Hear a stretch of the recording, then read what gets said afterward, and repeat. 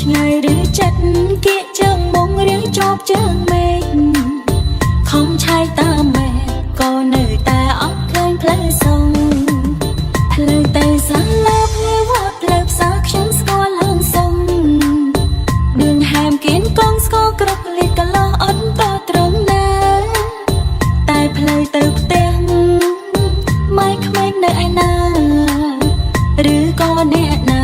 យកផ្លូវនោះលាក់ទុកបាត់ហើយបាយវត្តបាយផ្សារបាយផ្ទាំងបាយសាលាខ្ញុំហូបអង្ហើយអាយុជាង30ផ្លូវប៉ុន្តែនៅឡើយហូបបាយផ្ទាំងម៉ែក្មេងរសជាតិយ៉ាងណាចង់ដឹងប៉ុនពេកសម្លបាយម៉ែក្មេងតាសាបឬមួយក៏ប្រៃតែកិនយូរទៅមានម៉ែតែមួយចេះយកចេះថ្ងៃ